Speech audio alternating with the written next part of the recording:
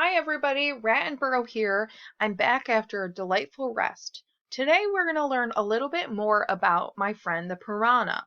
So far we've learned that scientists classify living things by the common characteristics that they have.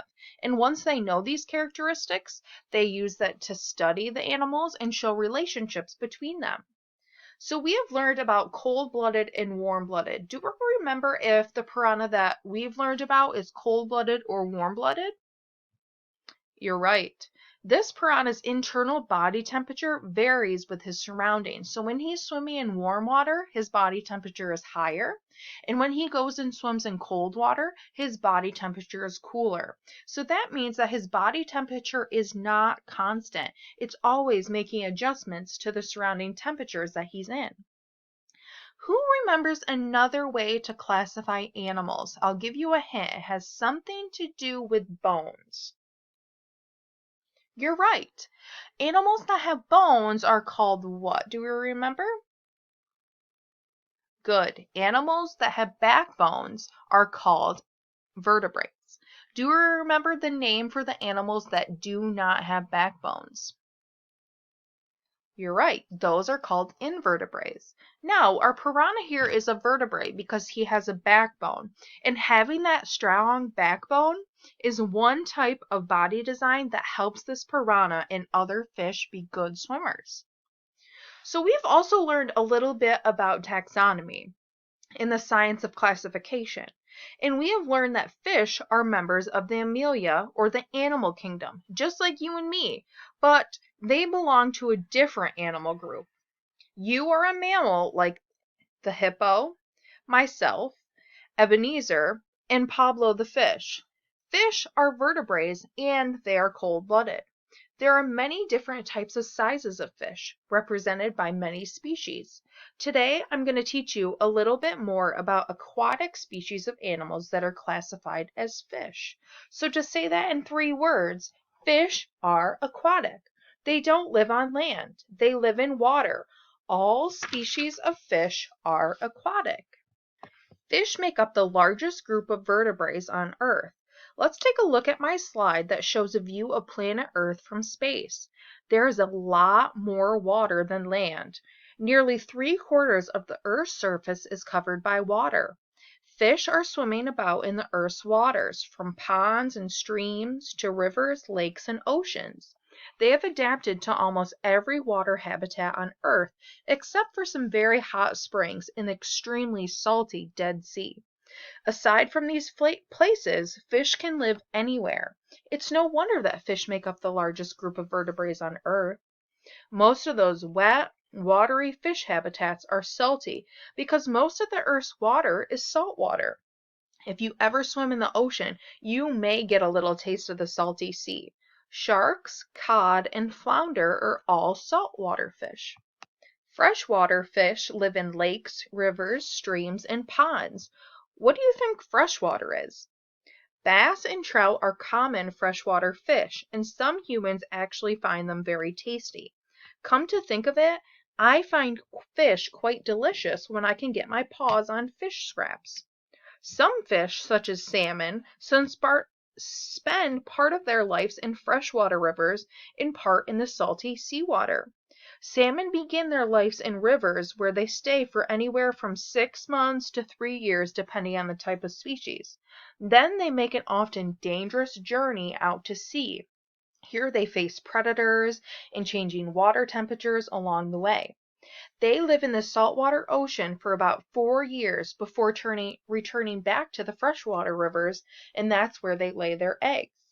Their migration often covers several hundred miles. Let's stop for a moment to think about the different ways that taxonomists classify the piranha, and he is from South America, from the Amazon River. He's a cold-blooded aquatic vertebrate. He's a fish to be sure.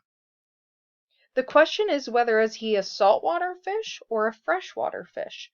Which of these types of water is his home? That's right. He is a freshwater fish because he lives in a freshwater river. His home is the Amazon River, and that's one of the largest rivers in the world. Piranhas live in freshwater environments, mostly rivers, so they are classified as freshwater fish.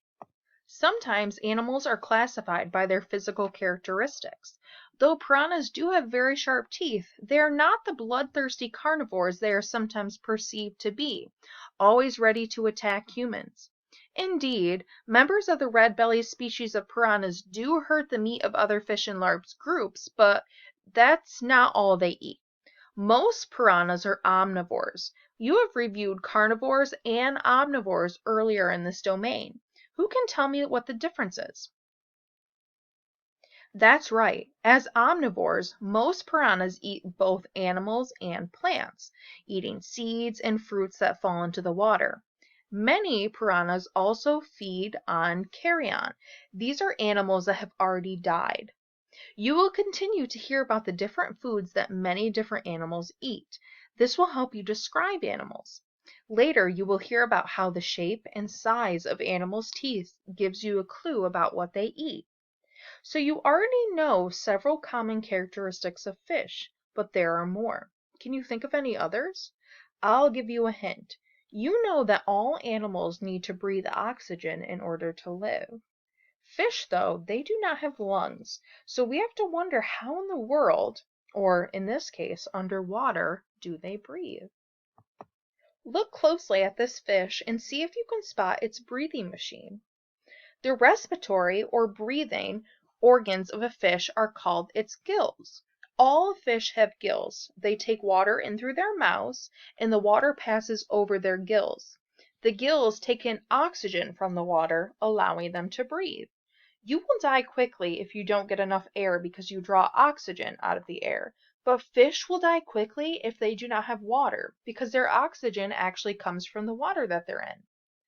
The African lungfish is the only fish I know that has lungs in addition to gills and can survive out of the water. We call this an exception to the rule or a pattern breaker. Before the dry season, when the water dries up and leaves a sun-baked riverbed behind, the lungfish buries itself deep in the mud and builds a cocoon-like kind of sheath around itself, staying there for a year or more until the water returns to the river. Okay then, fish breathe with gills and you breathe with lungs. That's one big difference between you and fish. Do you know another? Think about how you swim with your arms and legs, of course. Take a look at the fish. Do you see any arms and legs? No. So what helps a fish move through the water? Yes, a fish has fins, all kinds of fins. It has fins on the sides of its body for steering, fins at the back for powerful speed, and fins at the top and bottom to keep balance. Fish could not begin to move without those wonderfully flat fins and their flexible tails. Have you ever worn flippers?